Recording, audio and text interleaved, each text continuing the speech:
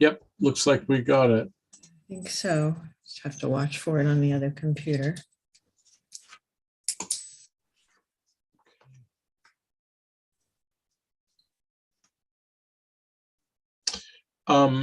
Did Rob and Amanda indicate that they're coming? They did. Well, they thanked us for the update when we sent the new agenda out. Yeah, I saw that, and I guess I also took that as affirmative. That was my sense, yeah.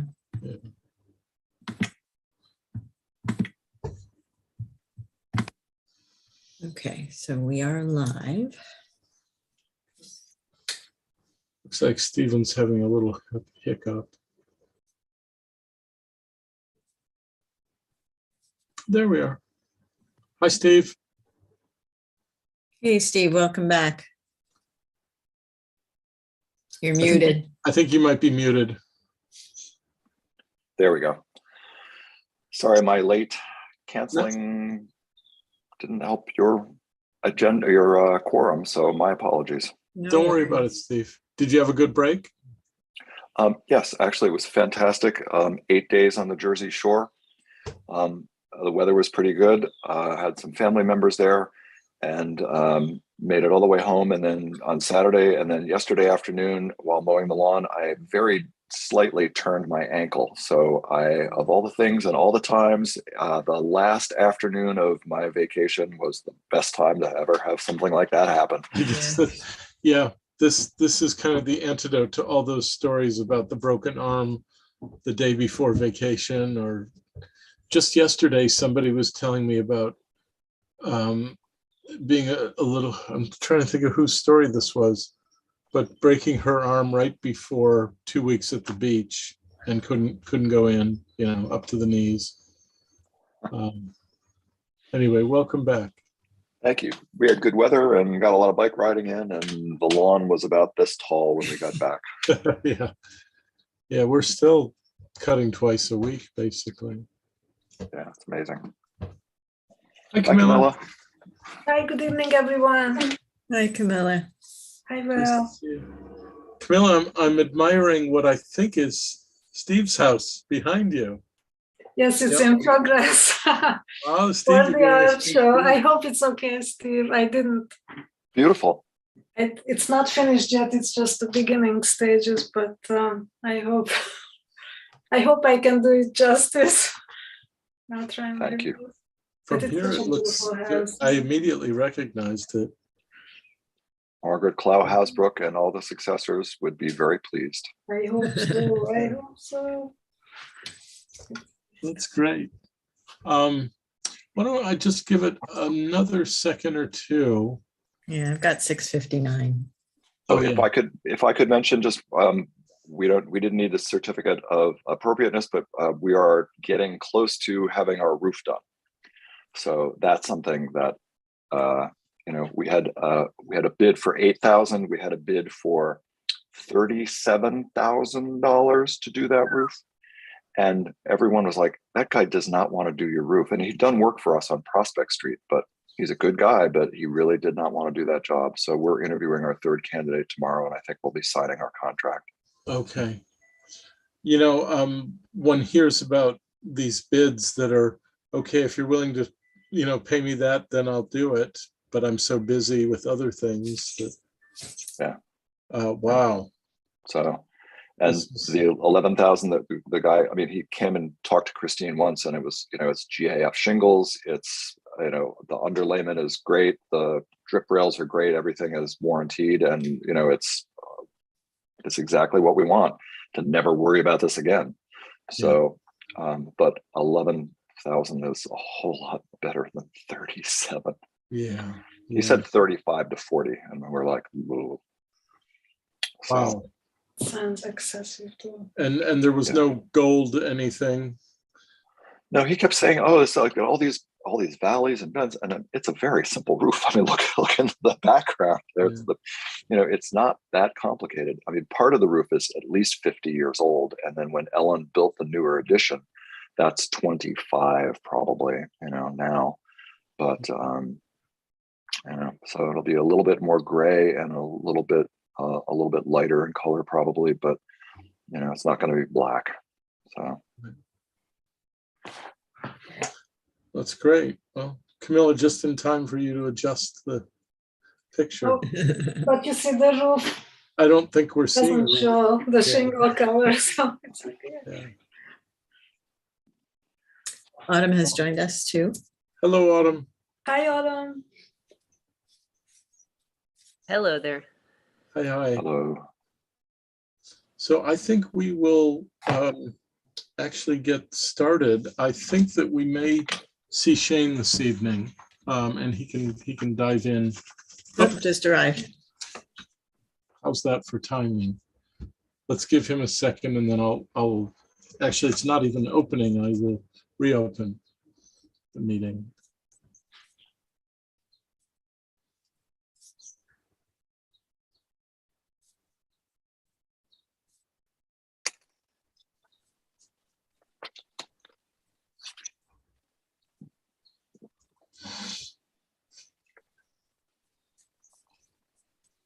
Hello, Shane. Hi, Shane. Hi, Shane. Hello. How's everybody? Great. Good to see you. You too? I'm just going to reopen the meeting, and then we will get started. So Okay. everyone, I am formally reopening the meeting of June 20th, 2022. Today is June 27th, 2 minutes past 7 p.m. This is a meeting of the newly designated Design Review Board and Historic Preservation Commission of the Village of New Paltz. How nice to be able to say that again. So everyone, the first order of business is actually to introduce you formally to Autumn, who has been the project manager at Village Hall for a couple of months now. And Val and I have really only gotten to know her in person in the last couple of weeks. But I have to say, Autumn, you've just been such an inspiration and help to us and to helping us think about ways to streamline what we're doing, to coordinate better with the planning board and eventually the ZBA, or as needed, ZBA. So really just a way to say thank you, and maybe let Steve and Shane introduce themselves so that you know who they are. Wonderful. Hi, everybody. Sorry I missed the beginning of that, but it's nice to meet you all in the digital and officially. Nice to meet you too, Autumn. Nice to meet you, Autumn. So Autumn, you know pretty much all of us now. Steve and Shane are here this week, and the bit that you missed is just how happy Valerie and I are that you're in our corner and working at the Village Hall and thinking about processes and efficiencies. And we're I think just getting started with ways that we can channel some of those ideas. Autumn, do you have any questions, any general questions for us? Anything we can help with? Not at the moment. I like to sit in. I'm really happy to be working with you and to, we sat down and talked for quite a bit. Was it 2 weeks ago now? It feels time flies so fast. Might be 3. And it really helped clear up a lot of things about how you work and how the planning board works. And I hope that we can make all these things work beautifully together. So it's really, exciting to see progress being made. Thank you. Yeah, no, thank you. While we have you here, Valerie and I wondered if you had the same reading of an element of Local Law 1. My understanding was that if, for good reason, a member of this or any other board needs to come in remotely, at that point, a remote link would be open to the public, but not if everybody's in person. In that latter case, if it's an in-person meeting, then the expectation is the public comes to the meeting. Is that a correct reading? I would say generally yes, though we are trying to keep meetings hybrid style as much as possible, given that there's some restrictions also from the public that they may not 100% of the time be able to attend for exactly the same reasons that members might not be able to attend, whether that's, health issues, difficulty getting to the spot for whatever reason, you know, because they're out of town, etc. There is a very specific, as you can see from the further down in the as you can see a little bit further down, the specific list of qualifications for what's acceptable remote access. But for the time being, it was supposed to go into effect on June 8th. It got pushed off again on June 15th. They have the governor has extended the order till July 15th, and you know, we'll see if that keeps happening. But for the most part, we should prepare as much as possible for in-person meetings, and you know, the kind of different kind of community that offers versus sitting in our rooms at home. I hope that's a help. Yeah, it is. It is. If this is going to be the new normal, where a member of the public could claim disability or illness or any of the enumerated reasons, we probably should be thinking, and I guess I'm asking if you can kind of bring this to the attention of the mayor and the village board, we probably need to be set up in some way with video equipment so that the panel can be seen, but also documents. And I'm not sure that we're all really adept at doing that. I mean, Valerie has kept everything running, but if we're in a live meeting and the expectation is that we're always ready to stream it, then we may need a separate camera or something. Agreed. I've been working on that. I've experimented a little bit on my own for the same purposes. Once we have a regular meeting space at Village Hall again, it'll be a little bit easier to work through that. But at the moment, since we're still in remote, I don't know. I'll have to come back to you on that. It's something that's very much on my mind, and I'm glad you brought it to my attention now. I'll definitely be speaking with Tim, with the village board about it. Okay, thanks. Yeah, it's not a complaint, but just noticing something that's probably coming our way. Definitely. It's tricky, but better, more access is better across the board. So let's figure out how to do that. Sure. Okay, thanks. And Thank you. You know, we're going to get a chance to test this at least at the HPC next month. I'm going to be out of the country, but happy to attend remotely. Great. Thanks. Thank you. Okay.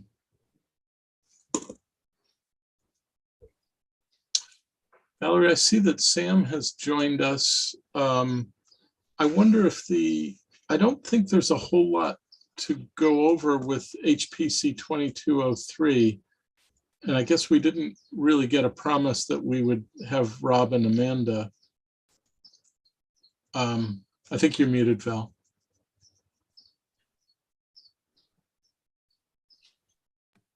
I am expecting them, but I didn't remind them today, so it's just possible they could be running late, but as you say, it's a pretty straightforward application. How about if we just take a minute and Camilla and I can update Shane and Steve on what's at stake here. When this originally came to us. Rob is just arriving. Okay, then I think we can let Rob do that. Hey guys, I found the link. Okay, great, Rob. Welcome. We're just getting started talking about. Rob, we've got two members that were not at last week's meeting. Steve Cook and Shane Reedy are here and would probably benefit from a little update. I think the most significant thing is that the question about changing the fencing has been removed, right? That's going to be solved with plantings. Yeah, we already put those in. It's been taken care of. Okay. And approved by the planning board. Okay, so that. Get there. It's toward the end of the application. Sorry. Yes. Oh yeah, there they are. There's the photos. So when we were first informed of this, Steve and Shane, it seemed like what the planning board was asking for was a taller fence, and obviously we'd have to get involved. This is a landmarked property, but the solution is going to be done organically with plantings, and so that is off the table, greatly simplifying the application, which is now just for the signage. And Val, if you could show what the Cafe 17 looks like, and then the proposed, that's all we have to vote on. There's the current.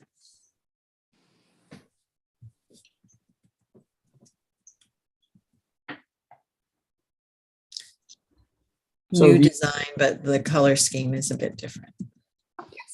Perfect. Perfect. Yeah, we wanted to do a wood background with a white, like vinyl cuts over it. Of that sort. So Shane and Steve, the dimensions of the sign are the same. The design is new, of course, because the business is new. Historically, we have not gotten involved in people's designs or logos. We did have a little discussion just trying to be helpful about making sure that the design they're thinking of is highly visible, and it seems to be that. Oh, and I'm sorry, also the bracket that you see pictured has been restored. I think actually, Rob, you did that yourself, did you? No, my landlord actually took care of that for us, which was very kind of him. Because I think originally he was gonna have us do it, and then he had someone take care of it for us. Okay. So that's where we are. Steve and Shane, do you feel like you have any questions about this application?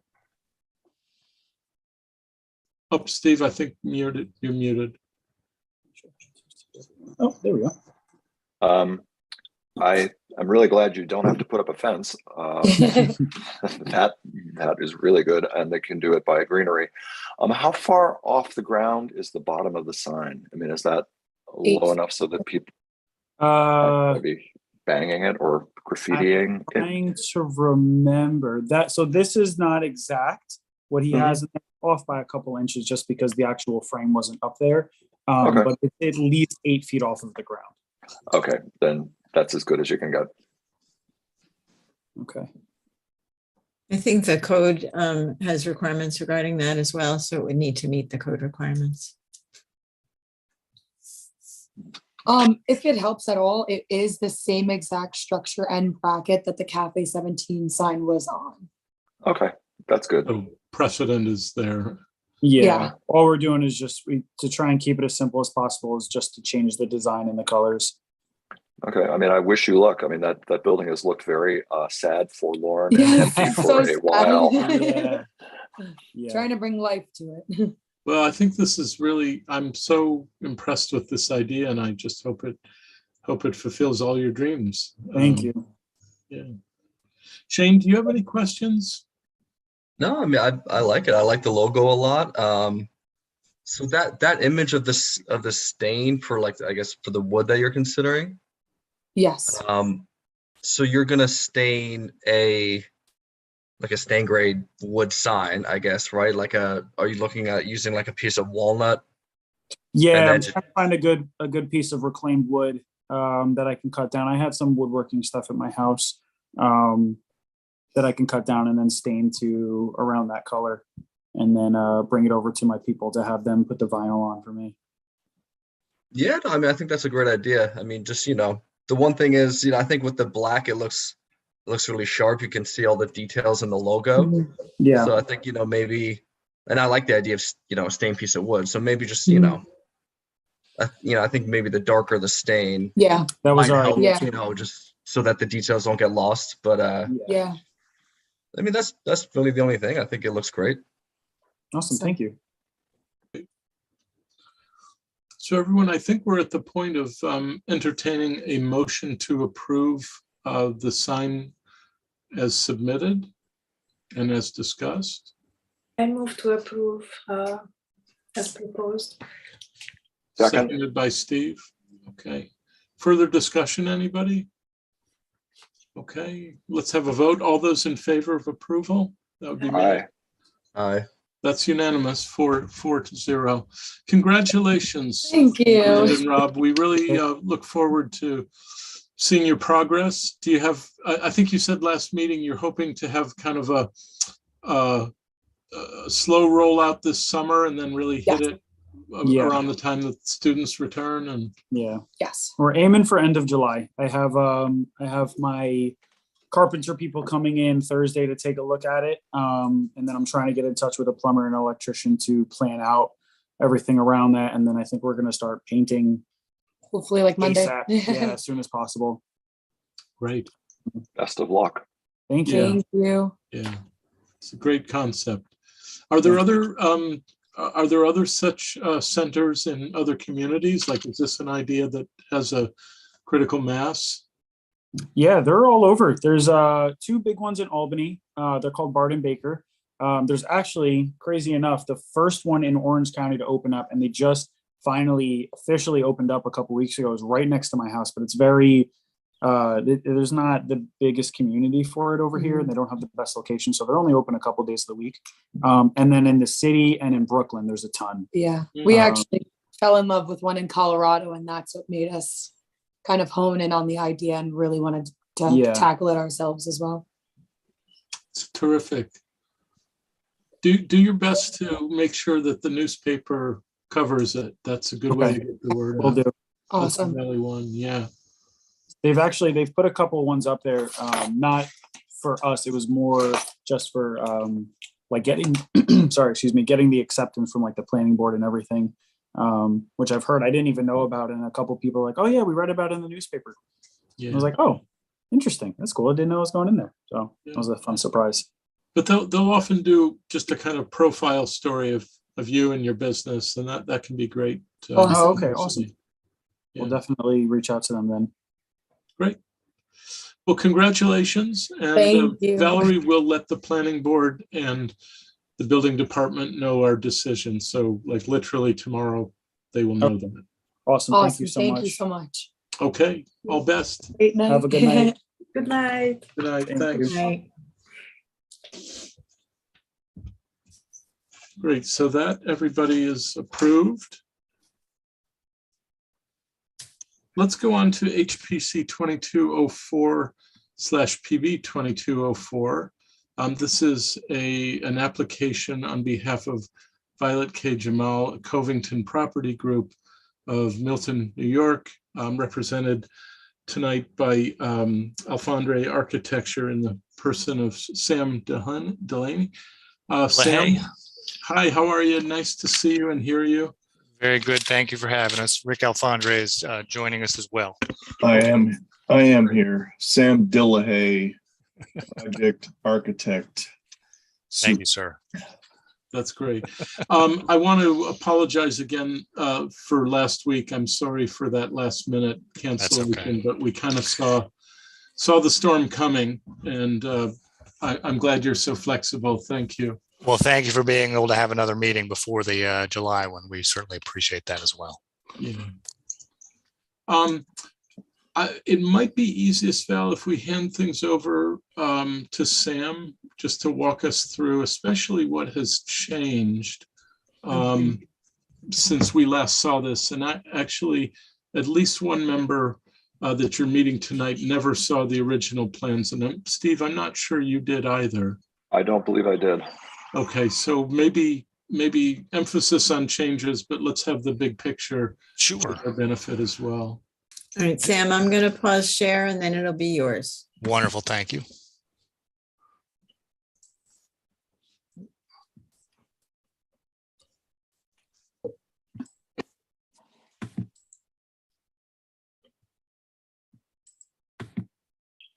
There we are. There you go.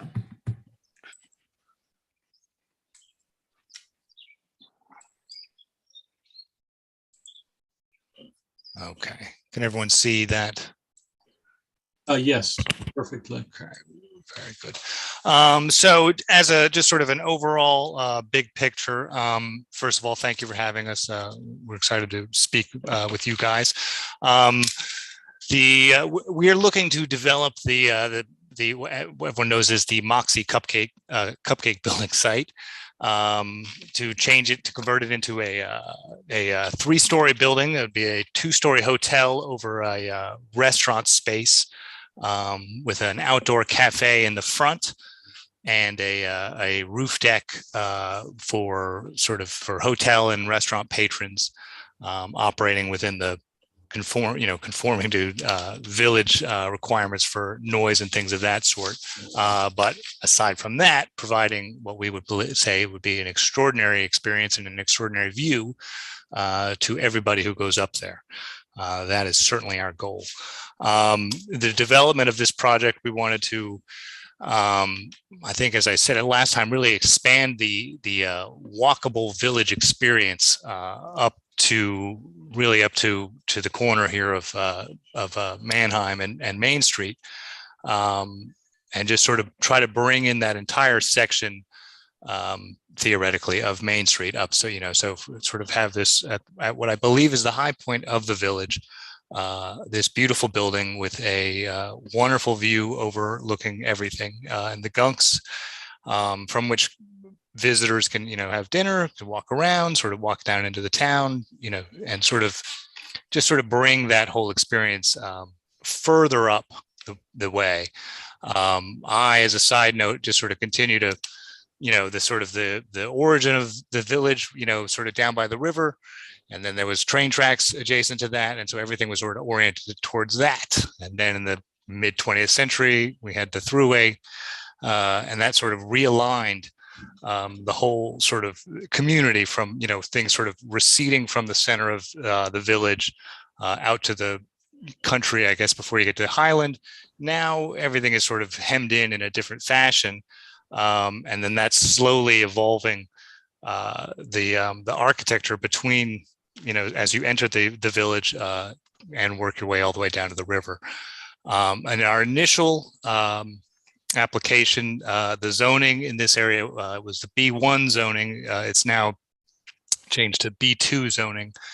In its initial version, B1, there was a requirement for buildings, or I think for restaurants, to sort of be designed in a residential style, which we gently took issue with that as a concept, just from sort of my description of, we're sort of, this is the relic of a residential part on Main Street here, as we sort of, are kind of, it's really a very commercial avenue. So we really wanted to engage that idea and not sort of try to perpetuate the idea of a residential street here. So with that in mind, we wanted to invoke the masonry structures, this sort of 19th century architecture that is more prevalent down in the heart of the village. Our initial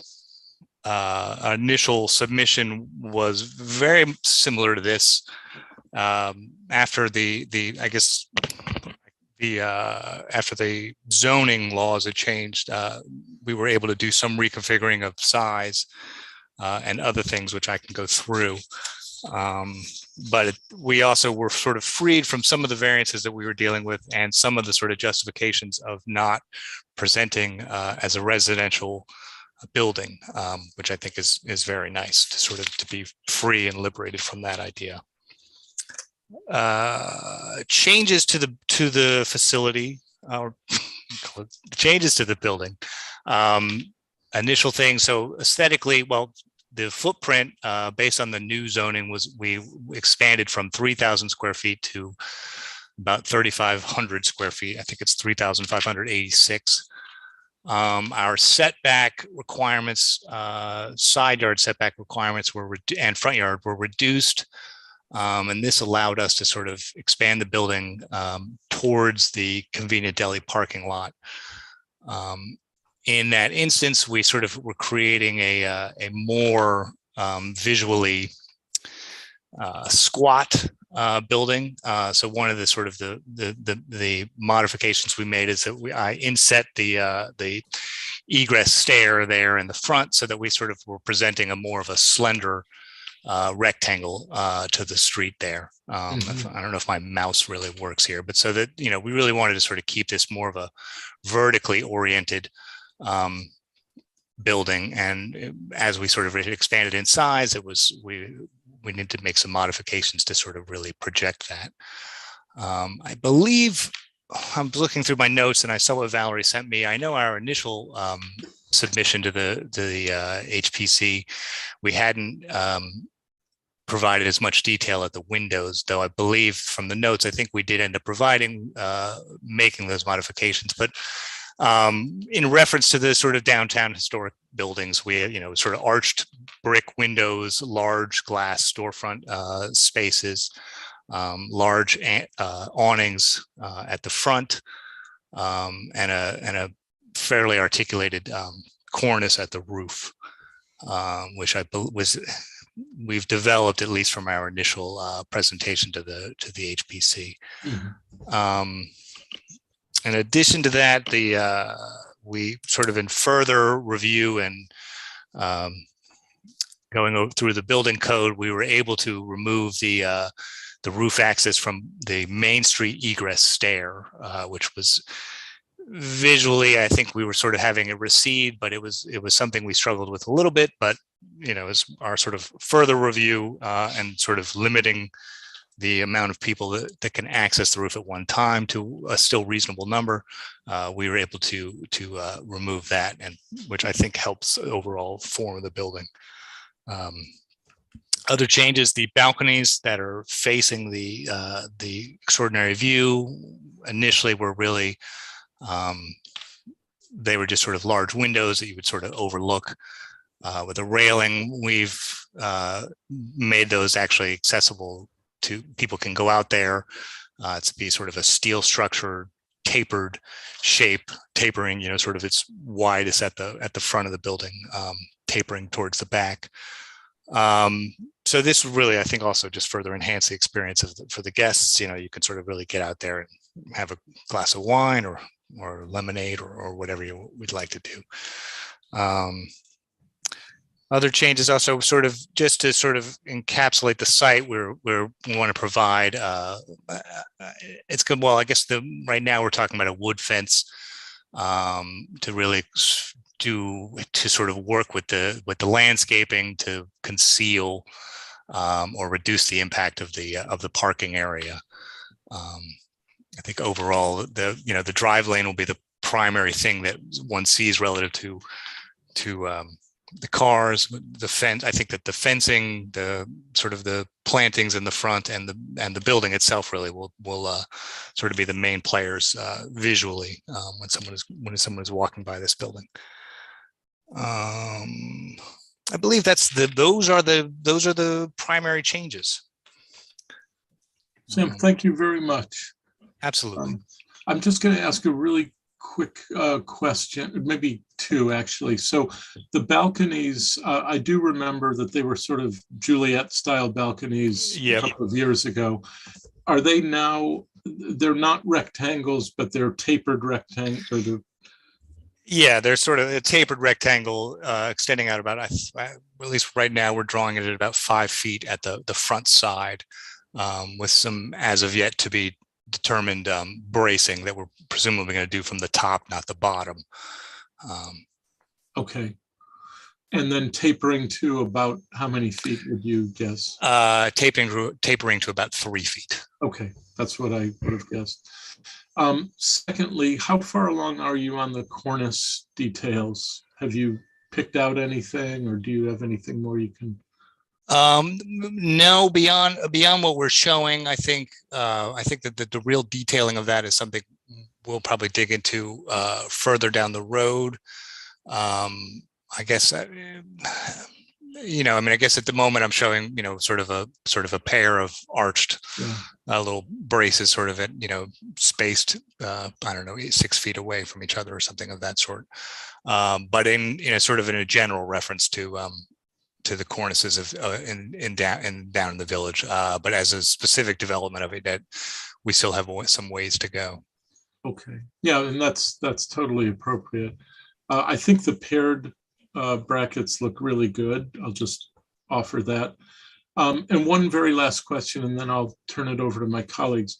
Is much of that green section parapet, is that the restraining part of the roof space? Yeah, that is the majority of the green is the parapet wall, which, if I recall, the zoning requires a I think it's a 42-inch high parapet wall Okay. at the roof line. Okay. So I think it's increased in size since last we saw. Now, we're showing a sort of a set amount of let's just say of cornice and then frieze board. Really the specific dimensions of that, where we transition from brick to the frieze board to the cornice, are details that we'll be resolving as we progress. Okay. Thank you very much. Absolutely. Colleagues, questions or observations? Sam, as construed with this design, how many rooms are there in the plans at the moment? There are 12 rooms. Is that correct? Yeah. So they go west to east all the way through. Yeah. Here, let me flip over to. Hold on one second. North to south. So this would be the plans as currently submitted. Yeah, so it's 6 rooms for the second and third floor, oriented, I guess, really west to east, or sort of facing west, looking at the gunks. But this is the sort of the basic planning of the guest room floor. Okay, thank you.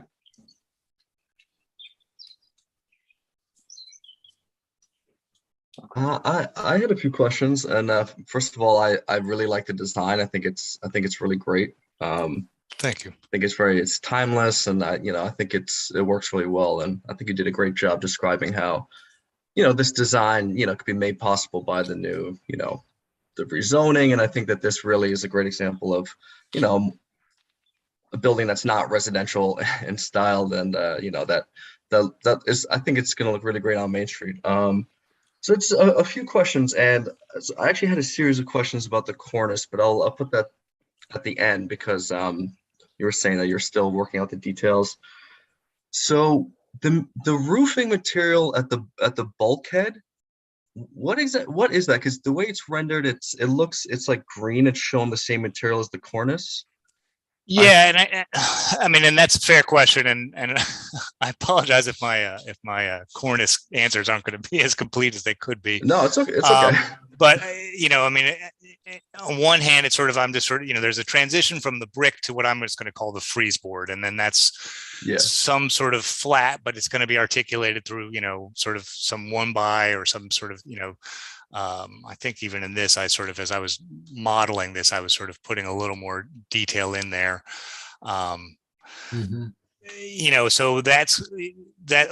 Well, I'll say wood, but I mean, it's sort of, we would like it to present as wood, but that may be fiber cement or something of that sort. So I was actually, so I want to get to the course, but I was actually talking about the roof for, like, at the elevator bulkhead, like the highest roof. Oh, I'm sorry. I'm sorry. That's okay. So over here, it looks like, are you going to have like a pyramid style kind of like, metal roof? And it looks like that kind of has its own fascia looks like the same color. Yeah, I mean, the fascia, again, we're showing is a similar sort of material. I don't know if I would fully say that that portion has been designed, and then in reality, I now see my tree sort of blocks it from the prime view here. But I was showing it as a very small pitched roof that potentially may have, sort of glass in it. I guess I was sort of envisioning it as what, you would find in an old sort of industrial stairway. I don't know if that would sort of I mean, if that's going to become just a flat roof with a TPO, and I also am not exactly certain of the extent of the penthouse, the sort of mechanical space for the elevator is going to require above it. So that may have some impact on it. So in a real sense, I would have to acknowledge that area, that portion of the building hasn't been entirely designed as of yet, but it is sort of being shown, and as I think as you're suggesting, as sort of this pyramidal, sort of low sloped pyramidal glass thing. Okay, yeah. No, I mean, I think that makes sense. But I I'd would like just to say not that commit to that is what I guess. no, for sure.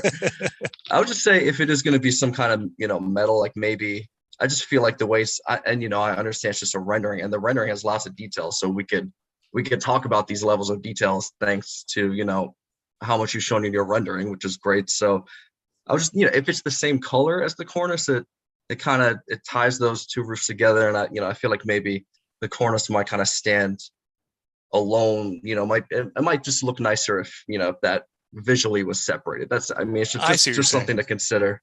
I see what you're saying. So instead of sort of mimicking it, let the cornice stand as the true architectural sort of top of this building. Yeah, I mean, maybe just something to consider, because it has a different language, the details. So maybe, you know, just it doesn't maybe necessarily have to have the same color. Although I can understand why, you know, you would make that assumption right now. I you know, that makes sense. So just something to consider. Yeah. And then also, oh, sorry. Go ahead. Go ahead. No, sorry. You go ahead, Sam. Oh, I was just gonna the elevator, penthouse, and the sort of the access stair. Architecturally, I think there's some level of a challenge at sort of, you know, fitting them in.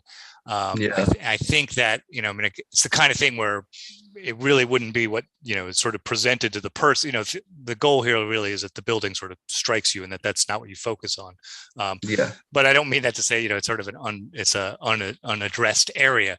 But the main value, at least from our perspective of the stair and the elevator, and having that sort of this masonry part of the building, is that it will provide a good sound barrier to the residential neighborhood, which is behind the building here. So that'll serve as a good sort of fairly robust sound block for the people back there. But I think if I understand your point about the sort of the architectural language of that portion of the building, and that sort of maybe it doesn't really want to compete with the cornice for sort of the you know, the top of this structure. Yeah, I mean, just something to consider. And then just on the cornice, and you know, you were saying that you're going to develop the details. I was looking at some of the cornices, you know, further down Main Street, and one of the things I like about the design of the building that you're showing is, you know, there's like the pilasters in the brick. You know, there's that subtle depth on the corners, and then, you know, it creates a nice rhythm on the walls. There's like the different bays, and then that rhythm, you know, in the drawing that I was looking at, it kind of looked like the brackets and the cornice lined up with the pilasters, and you know, that obviously that works. Honestly, I think the design now looks good, but you know, maybe, you know, as you develop the details, there's a building on Main Street. What number is it? It's the building that has the pickle shop in it, the white and brick building. The pickle. But if you take a look at that, it's right next to Faux Tibet, further down Main Street. But if you take a look at the cornice there, and I'm looking at it now on Google, on Street View, but there's like a series of larger brackets that, you know, that kind of line up with, you know, brick elements below, and it's just a nice way that they kind of tied together the cornice details with, you know, like the kind of, you know, the rhythm of the masonry in the wall. So anyway, just something to consider. But honestly, again, I think the cornice now looks nice, and I'm excited to see, you know, the details. Well, and I appreciate that comment also, just as, I mean, because it seems like you're really addressing the thoughtfulness of the pickle building's cornice, and how that it's not just sort of some sort of applied thing, but that there's some, you know, it's sort of thought through how the rhythm of both the cornice and then the overall structure. And that's certainly a goal we aspire to in all of our projects, to sort of have them be thoughtfully, you know, adorned, I guess, or sort of presented. Yeah, because again, I think the pilasters and the brick look really good, and you know, just, you know, might be worth just kind of bringing that rhythm up to the cornice in some way, even if it's very subtle. What else? So another thing I noticed is with that, in the arched window openings, there's, well, actually, so first of all, what is the material and color of the windows? Are these like aluminum, like extruded windows?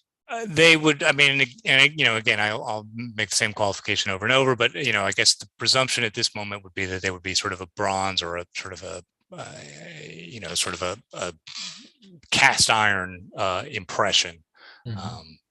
But Okay. but Yeah, not no, I resolved. think And then if I'm jumping to your next question about the green material that I'm showing there, yeah. Well, just to jump to the window for a moment. I mean, if you don't mind. Not at all, sir, please. I'm imagining that the storefront windows are going to be kind of your standard but modern bronze insulated double or triple glazed fixed glass, and the upper level doors and windows are going to be either a Pella or a Marvin or some other similar line of aluminum exterior, and either they're going to be entirely fiberglass or wood and aluminum, excuse me. We've been trending towards all fiberglass because of the energy efficiency, but by the time we get to construction documents, whenever that is, that's, I guess, to be determined. But the exterior is going to be a bronze or similar exterior color. Exactly what the interior will be determined based upon the actual assembly of the frames. In this, what Sam's showing here with the arched top is actually a rectangular unit, and then a like a fixed panel above it, right? A fixed panel, Yeah. which in this case, considering the height, would probably be a metal. I think we did something like this at the bakery, which is still now 30 plus years, and it still looks good. So you'd have the arched brick, but you'd have a fixed metal panel, and then the window or door unit itself would be rectangular in shape. Yeah, no, that makes sense. I guess just the way it's rendered, and again, I know that everything that's shown in the rendering is not a design decision, but I think it might be better if that matches the color material of the windows as opposed That makes to sense, sure. the cornice. But I mean, again, there's very Sure. minor things, and I think the design is really nice. That could be, yeah, that makes sense. What else? Yeah, honestly, I think that could go either way. I think that, and then it's a matter of whether or not we want to acknowledge. I guess that's the question. And as we would go through this process, that would be the discussion: is do we want to acknowledge that this is sort of, that we're, we have this arch form, but we're sort of dealing with a modern shaped window, and this is how we're addressing it, or do we want to, sort of kind of conceal that variation a little bit by sort of having a color that matches, and so your eye doesn't even really necessarily perceive that this is not sort of an old arched window or something of that. And again, I think to the question of thoughtfulness, these are the kinds of the decisions that we sort of hopefully tackle well as this process moves forward. Yeah, well, again, I mean, the fact that what you're showing is so developed already. I mean, we could have these kinds of discussions, but so that white brick building that I referenced earlier, it also, I'm looking at it now, it also has arched brick openings, and they with rectangular shaped windows, and they just have basically like a filler piece that just matches the finish and material of the window. So I mean, but anyway, Rick, when you brought up the bakery, I didn't even realize that was I think you did this before my time, but you did. I think that this similar move. I think I'm referencing that with this, and I think you even have the color green, if I'm not mistaken, which is then amusing. So, I mean, I think this looks great. I mean, I guess my one last question was, and maybe there's already been discussion on this, and I mean, you see, as you guys obviously well know, you see a lot of 2/2 windows in New Paltz, but that being said, those are usually for, stick frame houses and things like that. So I don't know if we need to do the 2/2, considering this is kind of more of an, industrial type building. So I actually think that the 1/1 works. I just wanted to mention, I was kind of going back and forth in my own head about that, but I think the think as you show, it makes a lot of sense. And also, if you go 2/2, it might compete with, the larger windows. So I think this is the right direction, is what I'm getting at, because I was thinking about this earlier. But I think it looks really great. Thank you very much. And then one last thing I really like that you're showing is, I think it looks like you're showing a little bit of like a corbel, kind of like right below the cornice. Like there's like a, like a corbel step. Yeah, is that right? There is. I mean, there's some sort of brick articulation that we're again, I'm sort of trying to express, and we'll sort of resolve as we go here. But yeah, that there's sort of a corbelling out to sort of create a beam, which, I mean, if I zoom in, it almost gets a little bit, then you kind of see some of the mirage goes away. But really the point is just, I mean, it wants to, really sort of, I guess one of the joy of a masonry building from the 19th century, when you had masons really sort of just kind of, showing the quality of their work in a masonry building, and that in a contemporary masonry building, that's different. And I mean, there'll be steel structure for the spans, and the arches aren't going to be true. Yep. And you lose that sort of I'm going to just have to use the word joy that you see in an old masonry building, that it's sort of, like the sort of the pride in these things. And so we're trying to, sort of, the goal here is to sort of bring that out in this. Now that's also a challenge, because this is not going to be a 19th century masonry building that has a 18-inch thick masonry wall. And I mean, the true development of the wall assembly is being fleshed out. And how do we make this as a high, this wants to present itself in this sort of in this fashion, but it also it has a high performance wall assembly. And so how do we sort of balance all these things out? But the goal at this point is certainly just to sort of express the thoughtfulness of what this building wants to be. I guess I pointed out because I think that's a great way in doing exactly just that. I mean, it adds a nice level of detail, gives the cornice a little bit more depth too, to kind of sit on top of. So I think that's really great. And I hope that, if possible, I mean, that detail gets maintained. I hear what you're saying about the wall assembly and, the brick veneer, but if it's possible to keep that, corbelling and certainly the pilasters, I think that creating that rhythm on the sort of the multiple layers of rhythm on the facade. I think, I mean, I think it's an essential element of this as it's presenting.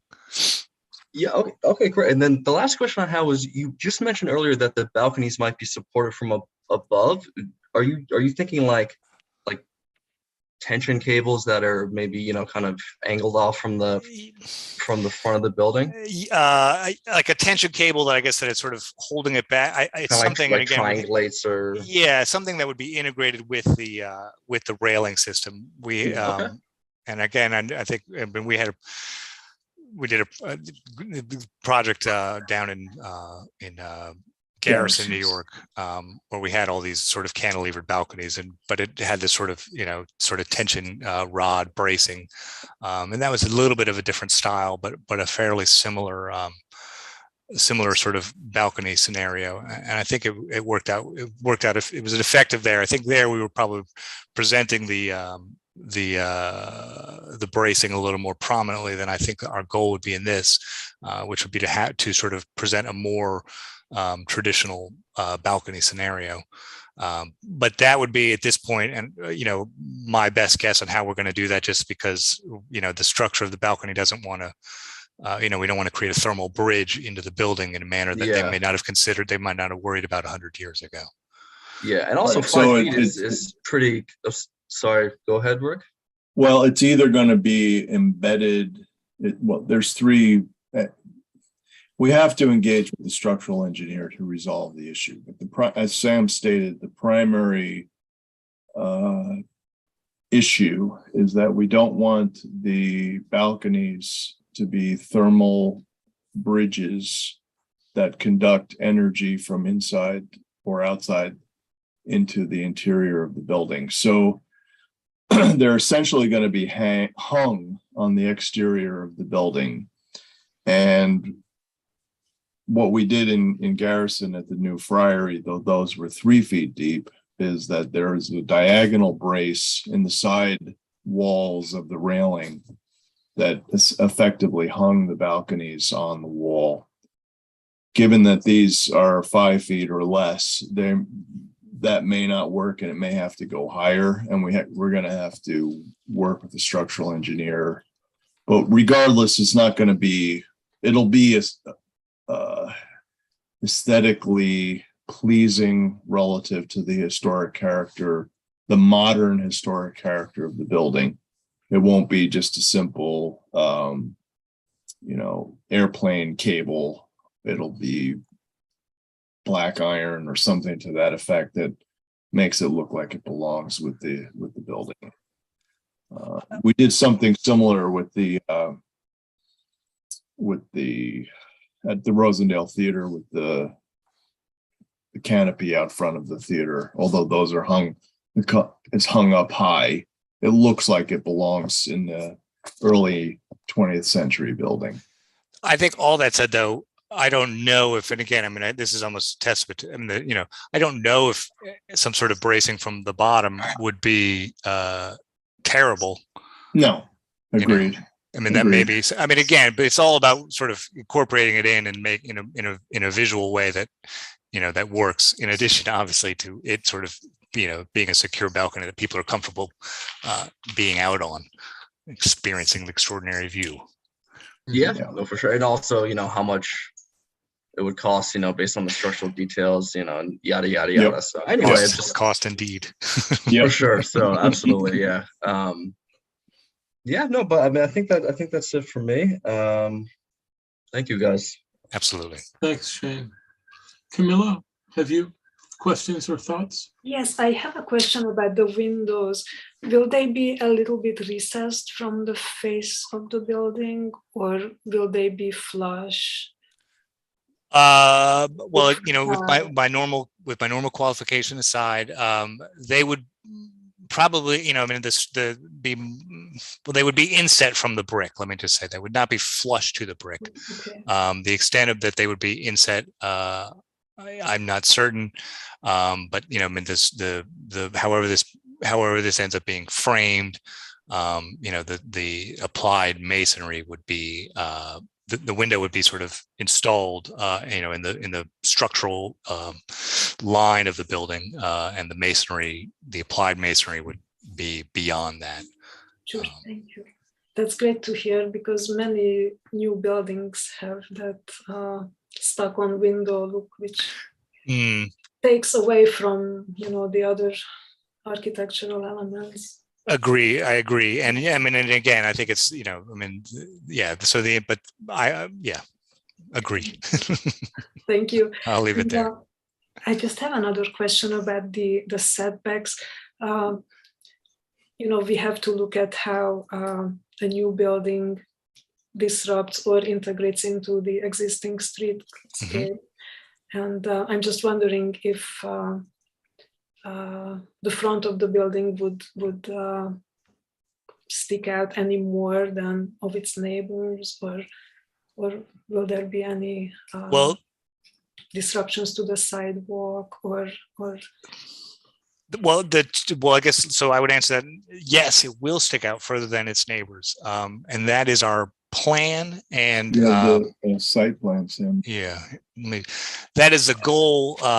I mean, we really want to try to sort of, and again, I think this is sort of speaks to the question of, sort of residential versus a commercial character of this portion of town. So what we want to present, and I don't know if it's, let's see, it's more fun to see. You have another site plan that really. You don't think that's, well, I wanted to show the site plan and the building, but the key here is that so the goal here is we'll have this sort of sidewalk cafe. So to the initial question, or, will it interfere with the sidewalk? Not at all. It will engage the sidewalk in a manner that the buildings around it are not currently doing. And we hope to encourage them to do, so that this sort of the sidewalk becomes part of the vital experience of this area, and not just sort of, and not just sort of something that's adjacent to the parking, to the on-street parking. So now we're allotting room and working with the planning board on whether or not they would like us to have a sort of a bike path right of way in between our sidewalk cafe and the sidewalk. So we've left room for that if that's the case, that we need to have an additional bike path there. I'm not sure if that's how the village is going to proceed with this, or if they're going to, I think that if we do have that in our spot, it will be a bike path to nowhere at this moment. But and in addition, there's in my rendering here, there's, let me zoom in here, like there's a little, bench right here, which at the request of the planning board, but we think it's a nice idea. So there's sort of some landscaping and a place to sit. And so, I guess, so in a real sense, very much we were engaging the sidewalk. And trying to be right up at it, and sort of in a similar manner as I think any real good urban condition would do. Well, it goes back to the basic premise of where you started and where we started, which this building is intending to set a precedent to engage the street and to begin over the next decades, extend the streetscape from downtown, at least up to midtown of New Paltz. And regrettably, the old, or maybe not regrettably, the old residential small mansion house on Main Street will eventually be transformed into at least a necklace of buildings that create a pedestrian experience on Main Street. And this building is intentionally designed, the building and the site is intentionally designed to reach out to the street and to help create a streetscape. And while at the moment it may seem a little bit odd because you've got a sea of parking at the convenient Dedrick's corner, it effectively creates a place, a gathering place, and helps extend that pedestrian and personal experience. But that said, it's set back sufficiently to have a small gathering place, a sidewalk, and a bike lane. Did I summarize your purpose properly, Sam? Absolutely. I thought you did a great job, sir. Okay. It's a little late. We're all tired. Yeah. Camilla, anything else? No, this is a really beautiful design, and as Shane already said, the brick work, the details and the cornices and the arched windows, they really do a great job referencing Lower Main Street and some of our existing buildings. And this second iteration, I think it's really even more beautiful than the first one. Thank you very much. Thank you, Camilla. That's great. I'm just briefly, Sam, going to react to a couple of things my colleagues said. Okay. Starting with Camilla's point, which was really sort of burning in my brain as she was saying it. I think that one of the things that keeps that conversation with the industrial style of the 19th century going is making sure that those windows are inset enough. Camilla's right that there's, I think this must have to do with energy efficiency, but that thing that one sometimes sees, that the windows really come out to the same plane as the brickwork, kind of destroys what is intended. And I think what you've got there looks good. My recollection is that the buildings downtown tend to be about a full course of brickwork, and then they're inset about a full course or almost a full course. So that might be a starting point. If you're taking up Shane's suggestion to look at the building downtown, you might look at that little detail. Are you reacting specifically to Zero Place, which is where the windows are at plane of the brick? Rick, you're asking me to You're not going say on record something on in a that. public meeting. I'd rather not Okay, say. well, so we can definitely detail the wall such that the windows feel like they are within a masonry wall, even though this is probably going to be either an insulated concrete form wall similar to Zero Place with the thin brick, or some form of robust wood frame with the thin brick. But we definitely can take that concern into mind, and it's really not. It's a little bit of extra effort, but it's not a lot of extra effort, and we totally understand. Okay. Yeah, but I agree. Just on that, I feel like it'll definitely make the walls read with the depth that you would expect from a masonry wall. Just to have like a little bit of a brick return, on the window masonry openings would go a long way. I definitely agree. Or a trim return for that matter, but it actually helps the patterning of the window and doors within the wall. So or a brick return to a small brick mold or something inside brick mold. Yeah, that as well. Okay, the point is well taken. Yeah. Rick, to answer your question, yes, but I didn't really want to say it. I understand. I understand, but we're all friends here. No, we understand. Yeah. No, and I should say at the top, I'm really impressed with this design, and because I'm impressed, I care about these little details, and clearly you're thinking about that. I also just wanted to second Shane on that elevator roof, elevator shaft roof. I think there's a real decision to make. It becomes much more a focal point if it picks up the color of the cornice. Mm-hmm. If it were to be that bronzy brown, then it might sort of disappear a little more. Mm-hmm. And I don't know that I feel strongly one way or another. I think flat doesn't seem right to me. I think a little bit of a pyramid shape makes sense to me, but I know. I don't know if you'll ever see the pyramid from anywhere. That's that's. But I think to your point is, the intention is to have it recede. So the color may be bringing it more more attention than I would like it to do. So I think so your point is, and Shane, are well taken. So it's Shane's point, but Shane, your point is well taken, I'm saying. Yeah. Cool. Yeah, maybe it's just a simple coping stone or something, Yep. Yeah. No, I like it. I'd like it to visually be less of a thing. So I think that that makes more sense than what I've actually done. Yeah. I like it. Yeah. I agree. One way or another, it's the tallest part of the building, so it's going to have that draw. Yeah.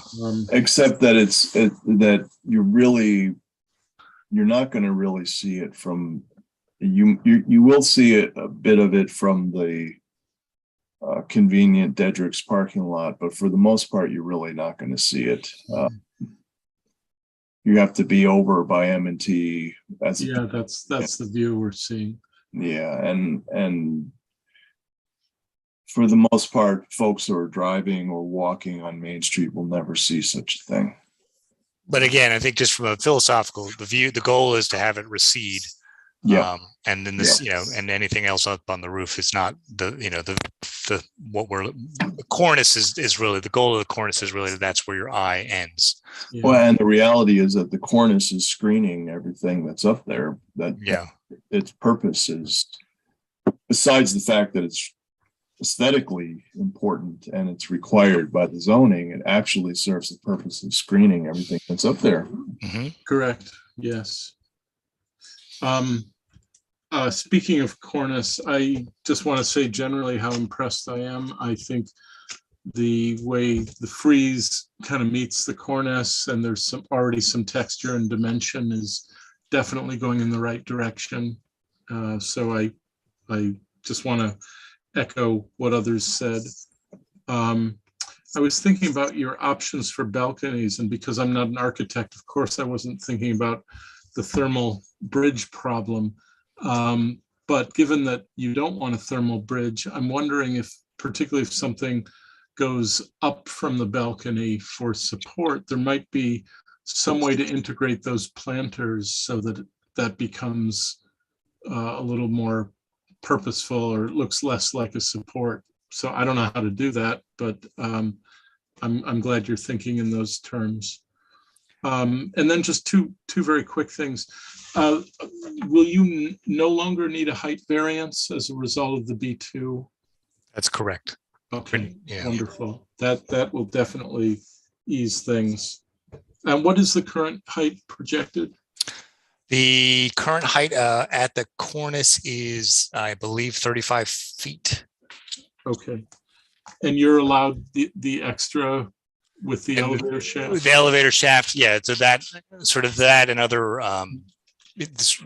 roof accoutrement, whatever. We have 10% of the roof space is allowed for things like elevator shafts and access stairs and things of that sort. Okay.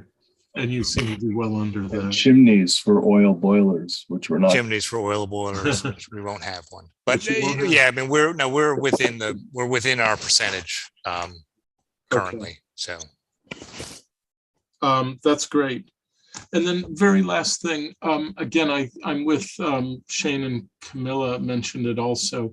I think there's a decision to make about what those insets above the doors end up being. If they're intended to be a conspicuous design feature, then picking up the color of the cornice makes sense. I think I probably tend in the opposite direction, that maybe just reducing their effect, but I don't feel strongly, and I can't really tell yet, but that's at least three of us drawing your attention to it. So the point being, it could be green or it could be bronze to match the window, or it could be brick to match the brick. Well, so it's either a thing which draws your eye, which I think in a rendering, it's the kind of thing in a rendering where it's, because it's the exact same green and the exact same, sort of artificial lighting condition, it's sort of all of these things sort of join together visually that they may not be perceived that way. But I think the overall question is that a portion of the design, is that area want to be drawn attention to, or does it want to be sort of really kind of hidden? And I think so. You guys are also sort of indicating that if we are not calling attention to that, that may be preferable. I don't think I would necessarily dispute that. But I think that if it was something that we did draw attention to, it would be because it was, we were dealing with it in a thoughtful manner. That if your attention was drawn to it, it'd be worth your time. That would be the goal. Right. So but that may be too high a mountain to crawl, to just make it bronze and no one can see it. I'm looking at the image, a street view of the bakery, which granted it's 30 years ago. But anyway, that arched piece is green to match the green fascia. The windows are whatever, taupe. So not talking about the same thing. It would be nice if the windows were green, but they're not. But anyway, I think to be studied, I think is the answer. And I think that's really what my colleagues were expressing too. I don't think anybody yet has the answer, but I think we know what the equation is roughly. So I'm very impressed with it, Rick and Sam, very impressed indeed. I think you're taking seriously a kind of responsibility that you articulated, Rick, that this is going to be a kind of harbinger of what Main Street's going to start looking like. And that's why we're happy to see a good design start that off. Colleagues, are there any other questions or comments before we take this to a vote? I just have one question. For the mechanical equipment, is that all going to be on the roof? The mechanical equipment will be on the roof. I think we're dealing with an air-to-air Right. heat So pumps. it hasn't been engineered, obviously, at the moment until we were able to work through the economics. And I'll jump in since this is my forte, so to speak, if you don't mind. Not at all. It's air-to-air, air source heat pump, heating and cooling with energy recovery ventilation. And there'll be one large energy, likely, this is likely, there'll be one large energy recovery ventilation device on the roof, which will provide ventilation to the guest rooms. And then there'll be another in the ceiling above the back area of the first floor. And then there'll be air source heat pump heating and cooling for the entire building with the condensers on the roof. If we can make the economics make sense based upon the first cost and any incentives, obviously we would prefer to go with ground source, but at the moment it seems unlikely. So those devices will be on the roof except for a energy recovery ventilator for the first floor, which will be above the ceiling of, say, the bathrooms and storage areas on the first floor. It's basically air source heat pump heating and cooling, but it won't be your typical mini split type system. It's ducted systems. Yeah. Okay. Yeah. I'm just wondering if we end up, if you end up having to put dunnage on the roof for like a large condenser or whatever. There'll be multiple ones on the roof, but they'll be screened by the. Yeah, I mean, we're showing in the roof plan mechanical area here. Oh, okay, great. Okay, yeah. All right, yeah. It's because I forget what the code requirement is for dunnage, but you need a certain space below for snow. So, just depending on how the equipment sits, on whatever plane, just to make sure that they're not above the level of the cornice to a point where they're within the sight line. Yeah, they definitely won't be within the sight line. Okay, great. Short of it being engineered, whether we are able to meet the 10% threshold, depending on the equipment, the goal is we will, and we'll work with the mechanical engineers once we get through planning board. I mean, we understand what the implications are. It's difficult at this stage, when you consider what the owners have already invested over years of time to get to this point. You can't really engage with the mechanical engineer, but based upon our professional experience, we should be good. Okay, you definitely won't see it regardless. It'll be screened. For sure, yeah. And I don't know, a lot of that stuff is a little unpredictable too. I mean, until you get to a certain point in the design. So yeah, and the technology I understand is evolving. Yeah. Yeah, exactly. Thank you. You're welcome. No oil boiler, no gas boiler. It's good. No oil tanks. Steve and Camilla, any further questions or comments? I don't have it.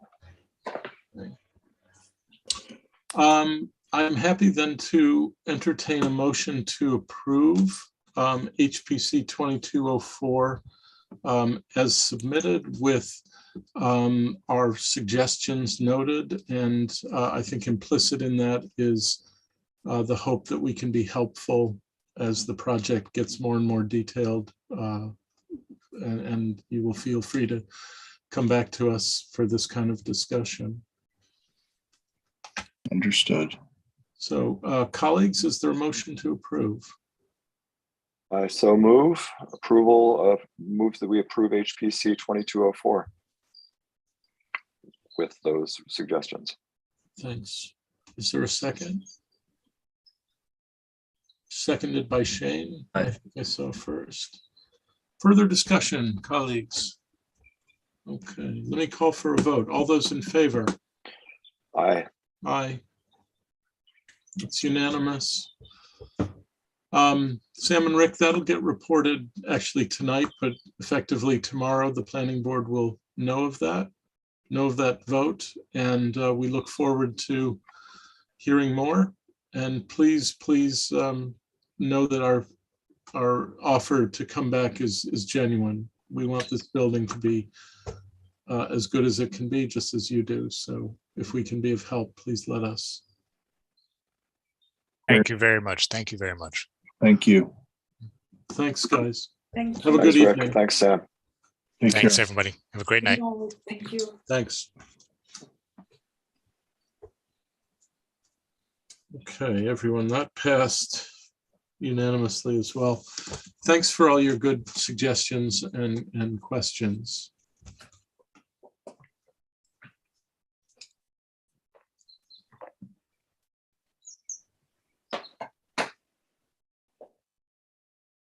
Okay. Craig, you're with us, I think.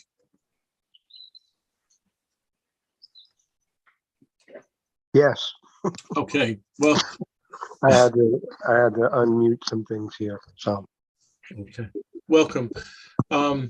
Everyone, I think you're familiar with what's going on at the Jameson House.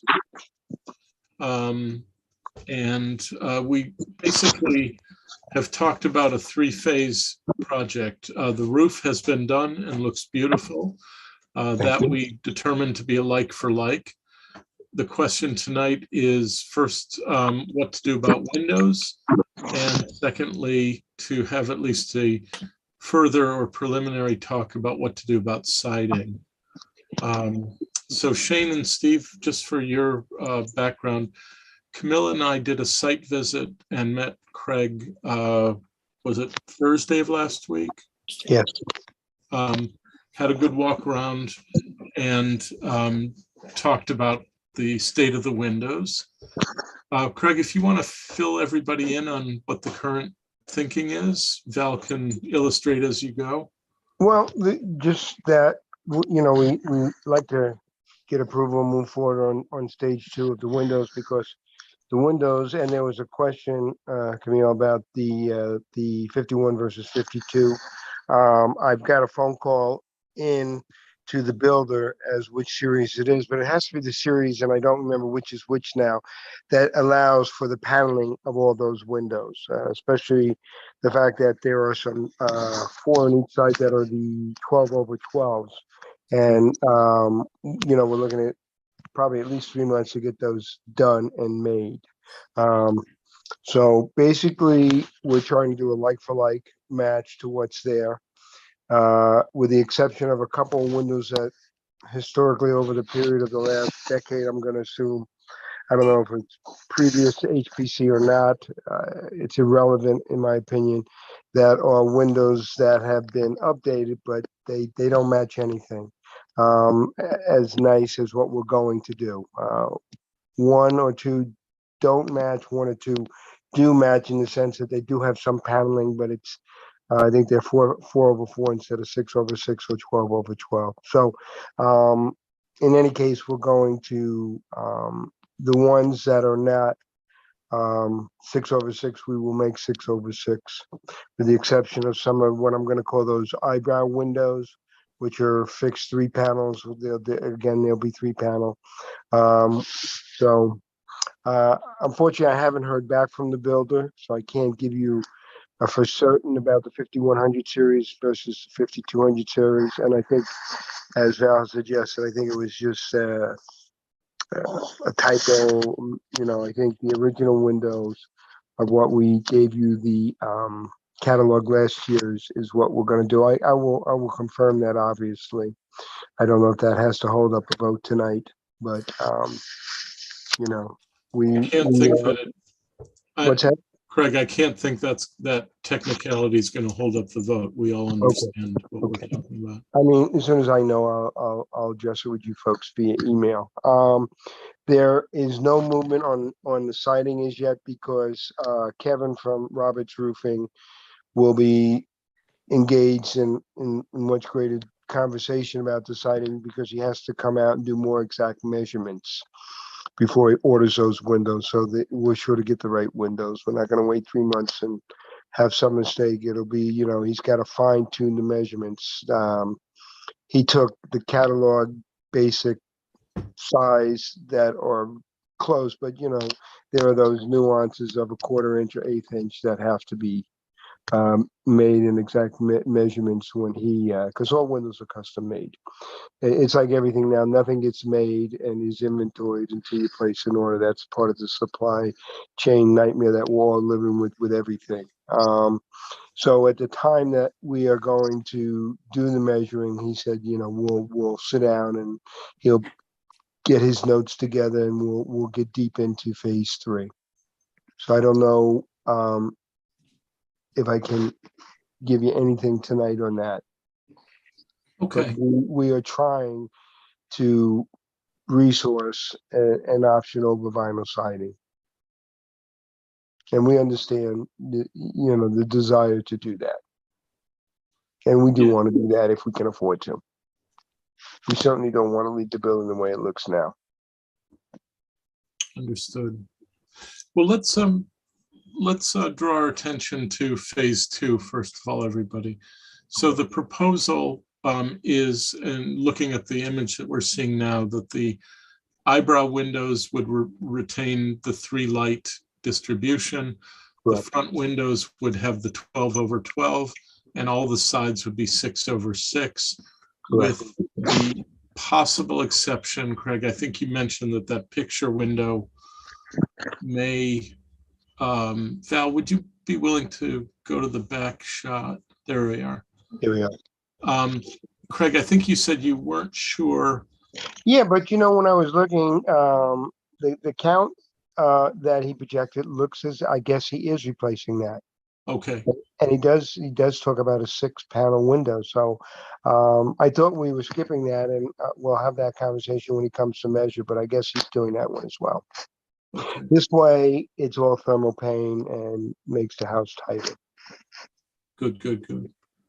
I almost wonder with that 6-panel picture window, maybe it's a little more honest just to make it have no lights. I'd be interested to know what my colleagues think of that proposition. It's a picture window. The 6/6 is really disproportionate. It's not a 6/6. It's 3/3. It doesn't move. It's a fixed window, but it's a 6-panel. Yeah.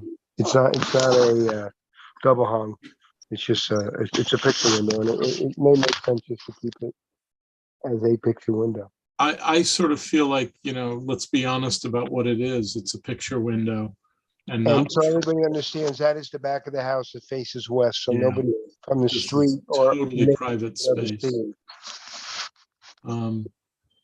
Steve, Camilla, Shane, what are your thoughts on that particular question?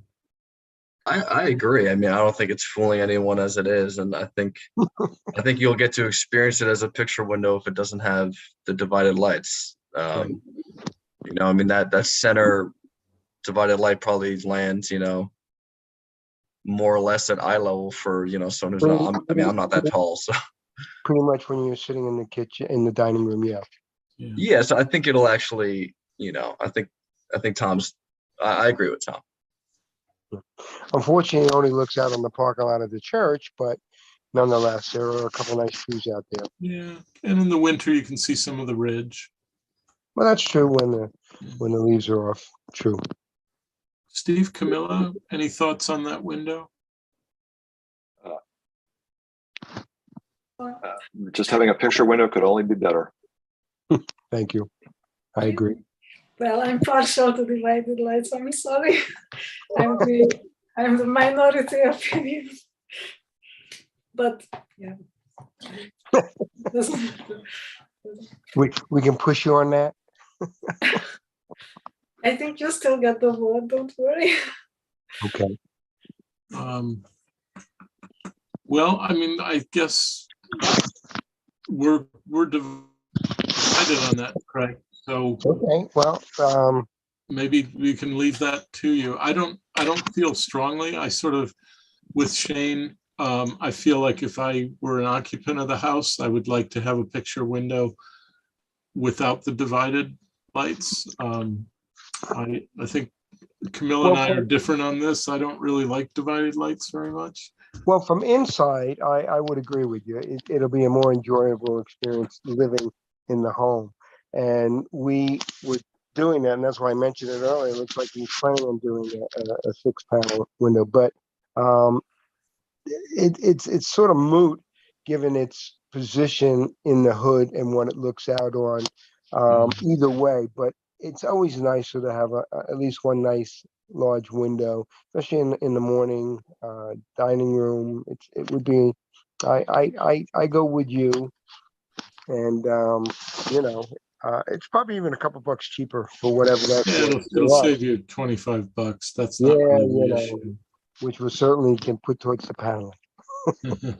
I guess my thinking is that divided lights frame a view very nicely, kind of like picture frames, and a picture window without any lights, it just looks too modern and doesn't quite fit on a house this age. At least that's my reasoning. I understand your reasoning, and I respect it as well. I do too. I honestly think, Camilla, if it were my house and I were putting in divided lights, I would have 12 lights rather than 6. I think what I don't like is that it's just not a shape that's anywhere else in the building. It's out of character. The question is, do you want that many divided lights in a space that big? Well, I'll go whatever direction you guys require of me. It's not a deal breaker for me. And for 25. Nor for me. I'm actually happy to leave that to your discretion. Okay, thank you. Is everybody comfortable with that as an addendum? That let's call it the picture window can be divided or not according to the client. Crickets. We okay with that, Steve? Camilla, you okay with that outcome?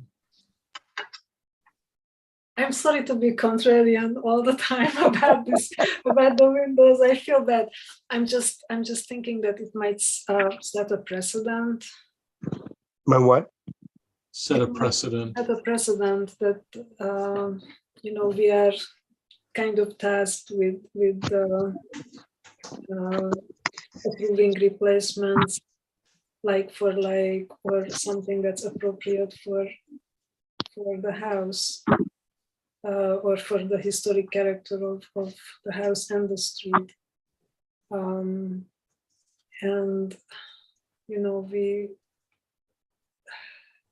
I'm just afraid of what might happen if somebody comes to us who has a nice, original wood divided light window and says, oh, I just want a picture window. Well, Camilla,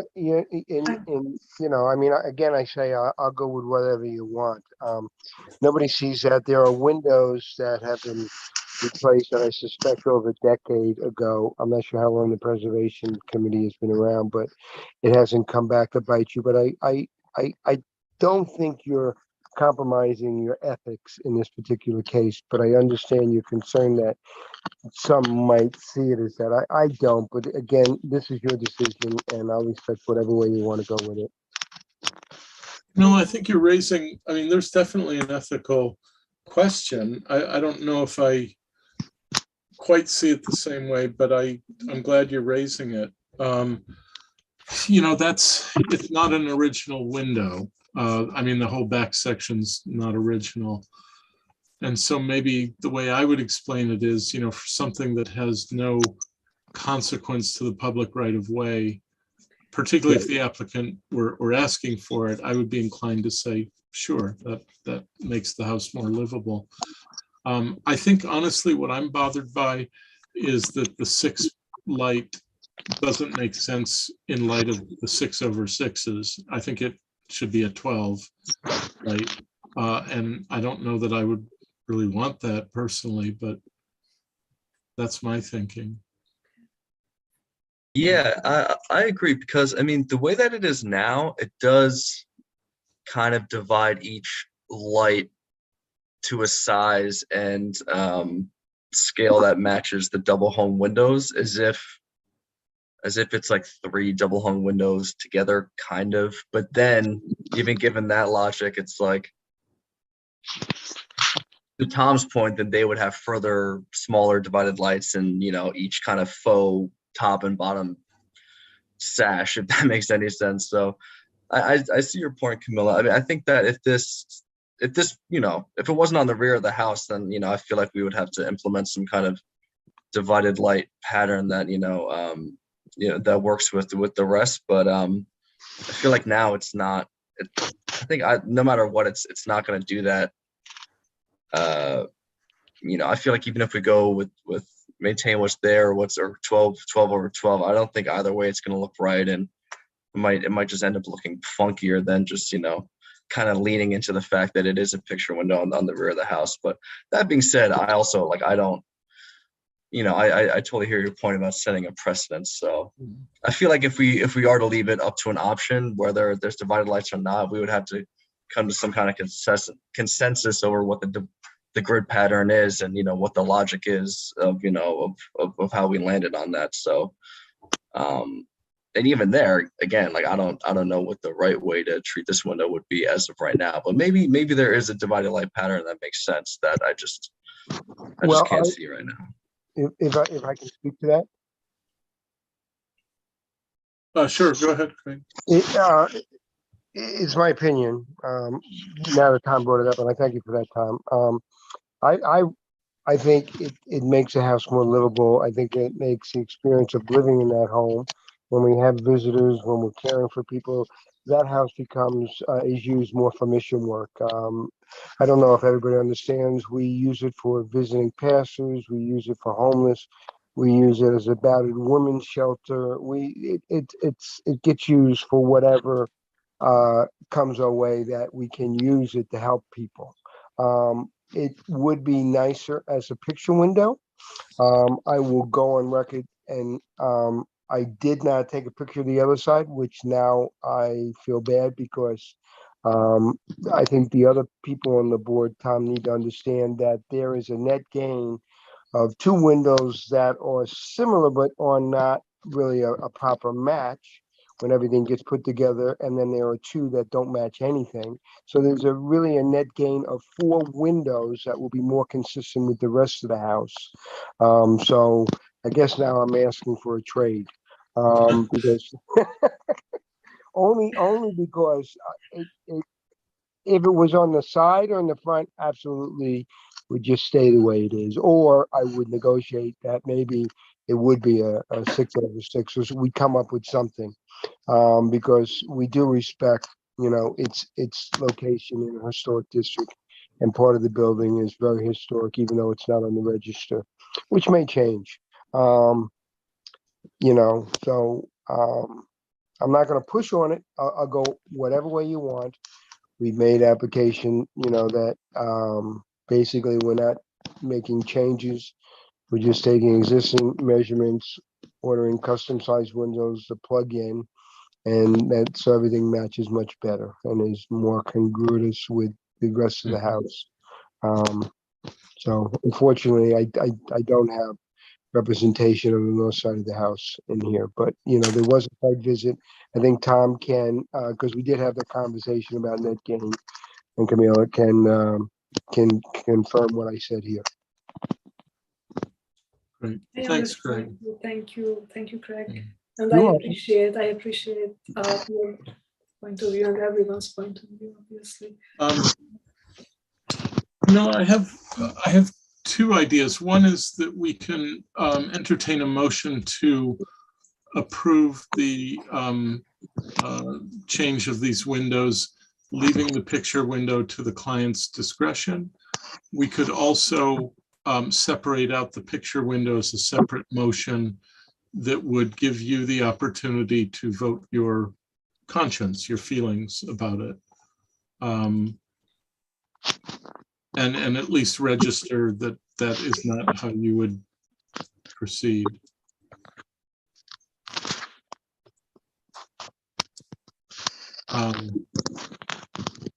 Do you have a preference in that regard? Camilla? Me, okay, so I guess Craig, don't worry. Given that the addition is not original, it's not an original structure, but was added later on. And since everybody else is okay with the picture window, I'm conceding as well. And Okay. okay. I mean, I think, and just last thing on this, I think, my understanding is that you can't see this window from any public right of way, right? Is that correct? Absolutely cannot. correct. Yes, that's correct. It's straight west. So, Yeah, I think we'd be having a very different discussion if it were on the street. Absolutely. I didn't want you to have to concede and not have a way to register your discomfort with that decision if it becomes the decision of the HPC. I mean, it will still pass even if I register my concern, right? I think, well, Yeah. I can't predict votes, but yes, I think so. And it's nothing personal, and I'm how can I say, maybe I'm conflicted about it, probably because I know how other HPCs operate and how strict they are about windows, and I know that we are not like that, and we try to be as accommodating as we can, especially. Greg, you're hearing this, right? I'm hearing it. I mean, I dealt You with. may need persuasion from time to time, I've but been with you guys, as Rick liked to say, we're all friends here. Yes, exactly. We have had many meetings over the years on other projects, personal and the church. As long as it doesn't upset the apple cart, if you have to vote against it, I won't take any offense to it. yeah, nor would I. Yeah. Just to follow up on my point, other HPCs would tell you exactly how wide the mountains in the window have to be, how far they have to stick out from the frame of the window, how steep the angle of the how do you say that, the glazing is. Okay. So all kinds of details that we don't even look at. So I guess maybe I was just get caught up in all the details. And, No, think about- Camille, you're over explaining and you're worrying way too much about it. I completely understand where you're coming from. I think, I've been here before for the church, for this street, other projects. I'm not insensitive to HPC. I have no problem with you guys. And even, with the last discussion, I was hanging out because I was interested in this project. And, Rick is a good architect, and forgive me, I'm going to get in trouble here. I appreciated him going on record that Zero Place has zero aesthetic when it comes to window placement. Those little nuances and details make a difference, and I understand that. I was just going with what's there. If because I don't want to ruffle anybody. I want to do what you want, but if we could make that one adjustment, I definitely think. I've been through that house with Sam Delahaye from the attic to the basement to make sure it meets a certificate of compliance to keep Corey happy and everybody is safe in there. When the church tasked me with this, I said, you may not want to use me because I'm not going to do it any other way. Did I lose you guys? No, we're good. Oh, there you go. Okay, my thumb hit something. So, but they said no. That's why they wanted me to do it because I totally I'm on board with whatever you want to do. I get it. I live on the street with the other Yeah, people I think may that. not be aware of. So I appreciate what you do. Thanks, I'm Greg. very vested in that community. Well, colleagues, let's entertain a vote for approval of the windows. And Camilla, we can add whatever addendum you feel. That's okay. Okay. I do think this is a productive conversation. I mean, these things have consequences that we should be thinking about. So with that in mind, let's call this phase 2 of the application. Is there a motion to approve the replacement of the windows as described, 12/12s in front, 6/6 in the back, with the exception of the eyebrow windows, and at the client's discretion, the picture window? That would be the motion. And 606 on the sides as well, Tom. 6/6 on the sides, yeah.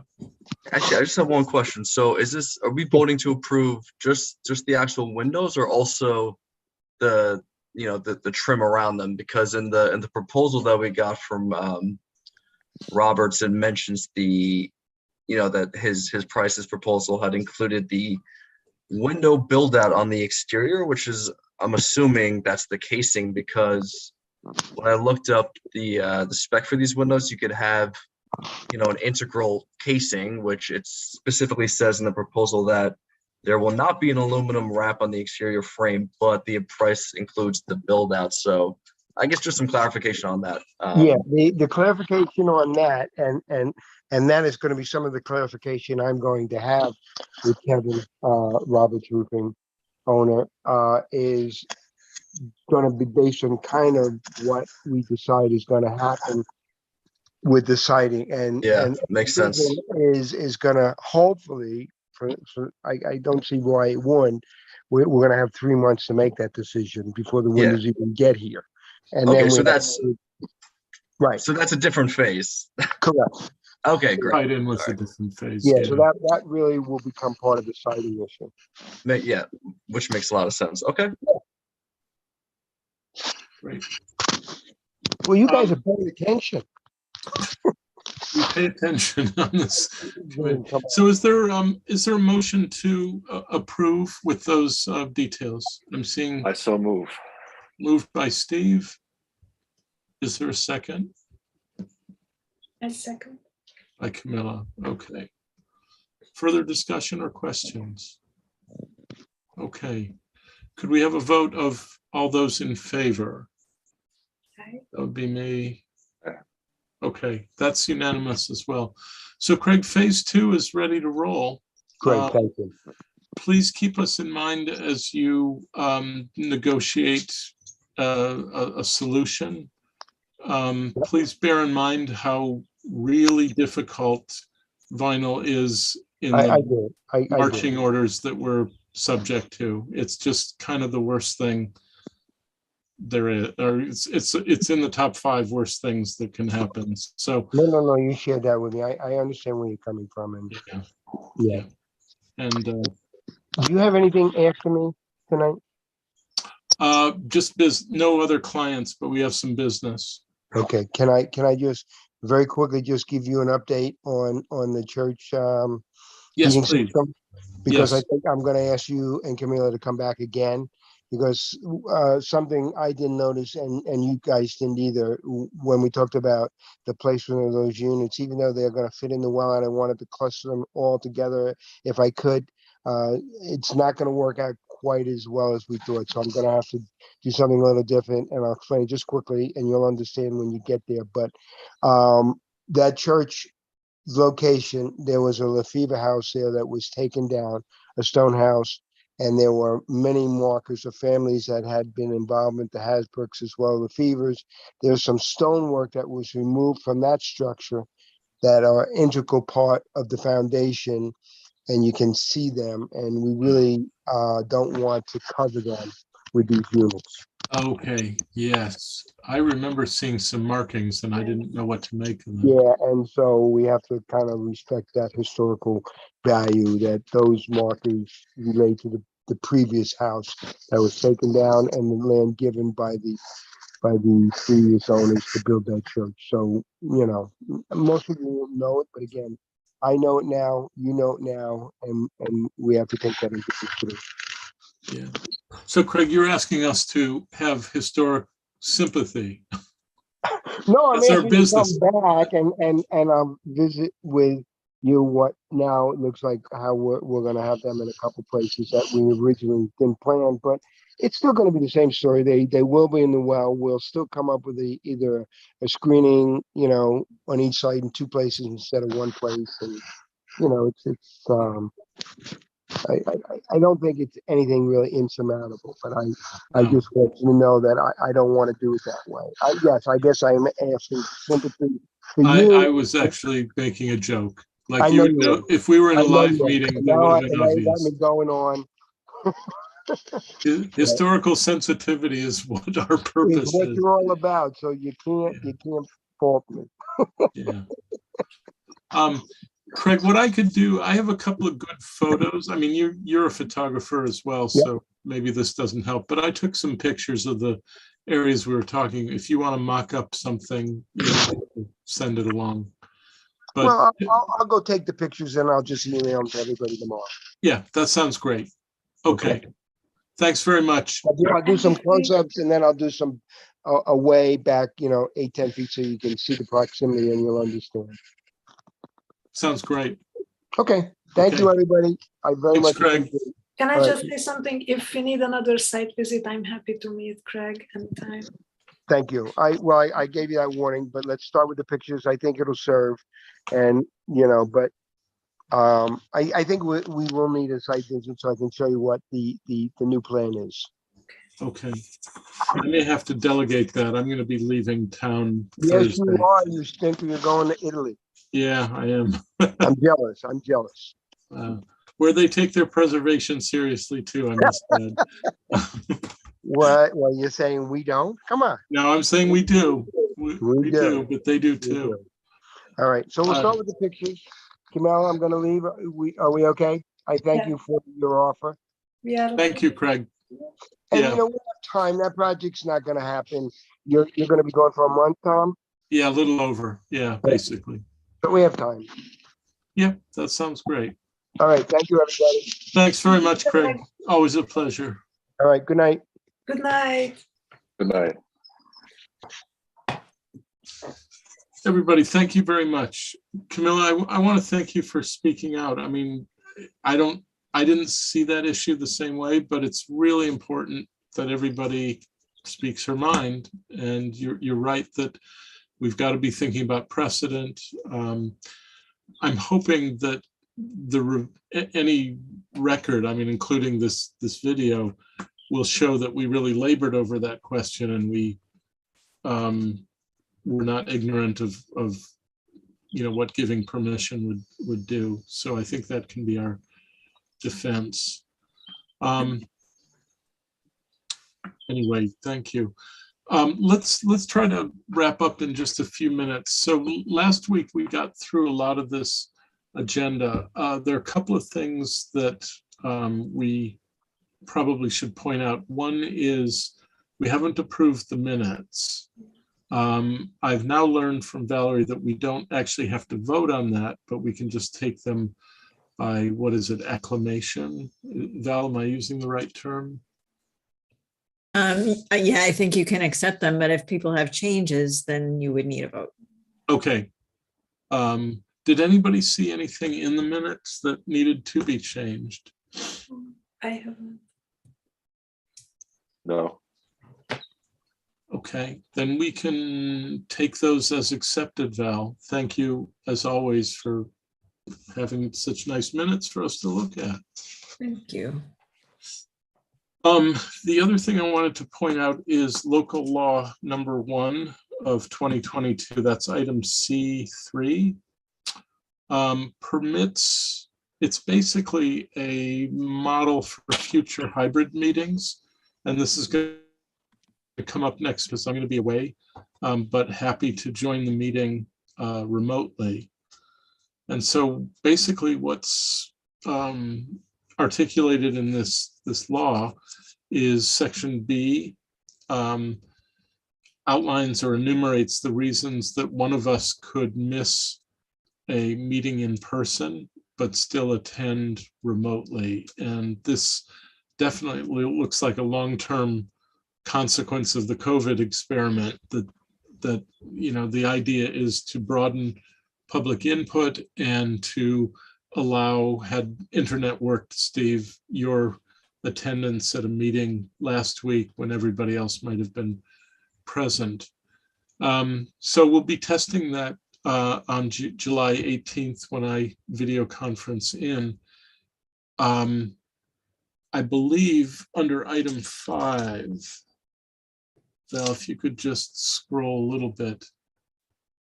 It seems to me that what that's saying is that if video conferencing is going to be used, as it will be next month, then we need to put up a link for public participation, which means that people can go to the physical location or they can tune in remotely. And then we're under an obligation to record it, which is actually fine. And that shouldn't be any different from the way we do it now in terms of the agenda, the information on the agenda. Nope. I think the only thing is we need to know at some point in advance that the meeting will be video conferenced. So generally, except in emergencies, we would know in advance if we're on vacation or away for work, but able to come in remotely. Right, and we need to state the physical location too where we'll be meeting, which we haven't had to do, of course, over the last couple of years. The larger issue is whether we'll have meeting space in July. And I guess we'll just have to wait and hear and hope that it goes a little better than the last time we were in the firehouse, which was not ideal by any circumstance. Yeah. So does anybody have a question about that? Is it possible that we might have to go to the library like the village board used to? I think it is possible, because on the one hand, we're obliged, if the governor's order is not extended, then after July 15th, meetings have to return to live. And if the village can't provide the space, then I guess the library would be the next best option. Which raises an interesting question about why we couldn't go back to our meeting room and have public input for anyone, that our response to accessibility would be accessibility by remote.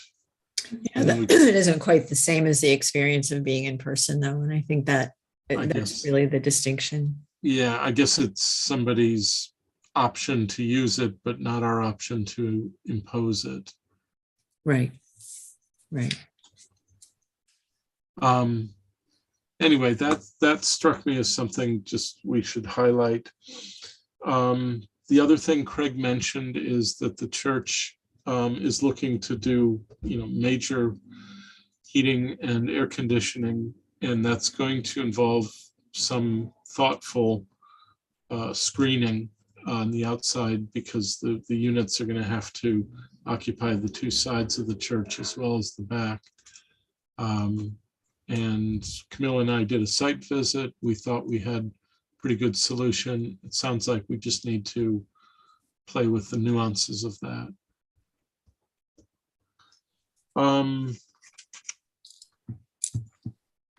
Let's see, at the last meeting, Camilla, you announced that the July 15th deadline's been, the deadline for the art show is extended to the 15th. Yes, that's correct. Okay. Other colleagues don't know that we received quite a few new submissions since the deadline was extended. So that's great. We are looking to have a good show this year as well. That's great. Let's hope we get some more at the last minute. Yeah. Steve, about the sign restoration, item 7, I'm really kind of feeling the pinch before leaving. And let's do it when you get back. If that's all right. If you're not, otherwise I could maybe coordinate with Chris. I did drive by, and the sign does seem to be on like a 7-foot pole, so it would require a ladder to safely unbolt it and then lower it to get it into a car. But do you want to do it when you return? I think that's prudent, especially if ladder work is carrying a heavy thing on top of a ladder probably means two of us should go and spot the other. I think somebody would wind up otherwise in the sturgeon pool if not Yeah. careful. This is not urgent. We can push this back to August or September, if that's okay. Sure. Okay, we also have an art show in the middle of this, so. Yeah. Okay, let's push that back. Shane, are you aware what that was about, by the way? I can't remember if that's been covered at a meeting that you've attended. So over in Riften is one of those roadside markers. And just out of the goodness of our collective heart, we said to Riften, we would be glad to restore the sign because we know how to do it now. They said, sure. And that's where we were about a year ago. Yeah, yeah. No, I remember coming up the very first meeting I sat in on. Okay, but no, we want to do it. But I think, Steve, you'll be retired by then. I'll be back. I'll be retired by Thursday at 5 p.m. So Wow, oh congrats. my! Oh, congratulations! Thank Steve, you. I wish I could be there. I will pledge to have a glass of wine on the airplane in your honor. Right about that time, actually. Thank you. I'm very happy. Yeah, congratulations. Thank you. In the meantime, should I just buy the primer and the paint? Sure. Maybe later, sometime in July. You've got the numbers, right? Yes, I still have the can here in front of me, the blue one and the yellow somewhere as well. So okay. Yes, please. Yes, okay. And we'll reimburse you. Sure. Probably the big item from Huguenot Street is that the Hasbro house is for sale, 191, I believe $1.5 million or something to that tune. And that there are new owners at 181, the Jewett farm. Valerie and I were trying to figure out who the new owners are, and the village doesn't yet have that information. I did That must explain. Tenants. I don't know who the owner is, but there will be tenants living there. Ah, okay, so that's more than we knew. Yeah, they have it's an herbal medicine company. Hold on just a second. I tabbed the website. That explains why that pickup truck is gone. I noticed that as well, Steve. Yeah. That iconic pickup truck. It had become iconic, right? Right. We should have landmarked it when we had a chance. It's a familiar feature of the neighborhood. The company is called Arborvitae New York, arborvitaeny.com, and they do workshops and actually have a 3-year certificate program that's related to herbal medicine. Okay. So they have a program now in the city, I think in Brooklyn, and they're making this their second location, and they will have some, an increasing amount of programming here over time. They have, I think one of the group who runs this company has a couple of school age kids, and they'll be living in the house, but otherwise it will be used for programming only. Okay. Occasionally, just as they're able to develop it in the second location. Will they be raising herbs as well? Is it going to be farmed? I believe so. Right now, I think they still have some haying to do. And once that next round of haying is done, I understand they are going to start doing some actual planting on the property. Great. Thank you for that update. That's more than we knew a week ago. Yeah, and I'll try to find out more. I can send you the link to the organization. Good. Everybody else, the annual report is almost done. Val, you've got my contributions, right? I do. I haven't finished up my piece of it, but I will do that this week. Yep. So that's really almost done. And the budget, as you can see, we came really close to the line this year, but we're still under budget. That's the first time, because usually we don't spend. Usually we come in at about 70% of our budget, which we'll need to think about in the next budget. I think Valerie is much more tasked with everything that we've been doing with the downtown district. Yeah. Which I am looking forward to Autumn's energy, or not energy, our efficiency of process. And yeah, hoping that she will work seems out really for them. capable on those things. And perhaps starting even as early as July, I have some ideas for waivers, like creating categories where we can really just say yes without a meeting. And I'm thinking of something like the sign question that we dealt with earlier tonight and last week. It was a little complicated because of that question of the wall, but had it been only changing the sign in the same dimensions, I don't see why we're wasting our time or anybody else's when the sign is the sign, and anything else would be caught by the building department. So that would be an example of something that I think we can get more efficient about. Val, could you project the updated member list? And then I think I'm probably through everything that I wanted to touch on. I'm just going to go back to the Huguenot Street report for just a sec and just mention the shed update at 162. Okay, yeah. We are likely to be faced with it, or they will probably request another extension on that project because the materials costs are still pretty high. And so I talked to Mondoris, who is the applicant, and they are looking toward the end of their current extension in September. So sometime between now and then, I'll get another update and we'll see if we have to process probably another year's extension on that project. Okay, great. Thank you for handling that. And Sure. I can't think that we would have any problem granting that, but that'll be No, up I to don't think so the either. vote.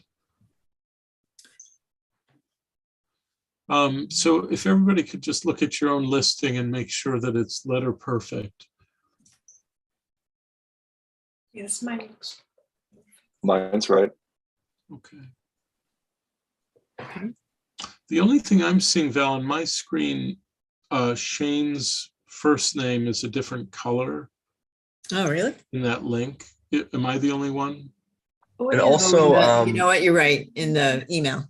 Yes. Yeah, his email. Yes, you're quite right. It does look different. and also there's an 845 area Wow. code as well as the 914. Oh, there number. is. Oh, okay. So it's the 914 number, Shane? It's the 914 number. Thanks, Val. Yeah. Thank you. Lucky you have a 914 cell. So do That's I. so- Yeah, it's my only phone number I've ever had since I think like I was 15 or something. I So, managed yeah. to keep it. And I think Shane is not an alternate anymore. He is. Well, technically you are, Shane, still an Oh. alternate, but I'm sorry. No, it's okay. No, that's honestly that works for me right now because yeah, I mean, listen, I'll join every single meeting I can, but it's also nice to have the flexibility, you know, if I'm swamped with work, you know, that I'm not Yeah. necessarily needed. So let's keep it like that. quite understood. I Shane, just as far as assumed that you were full member. I don't know. as far as I'm concerned, you're on this team, but I understand that, and that was really our agreement that we'll just see how this goes. Okay. Does anybody feel like you have new business? I just would like to say that now that Main Street Main Street is part of another historic district, should we redistribute our brochure to business owners? I'm not sure if people are aware that this change took place, or that Main Street was federally and statewide recognized as a historic district in the first place. Yes, I think the answer is yes. There's one little stipulation, which is when the village board approved the district, it has to go for legal review.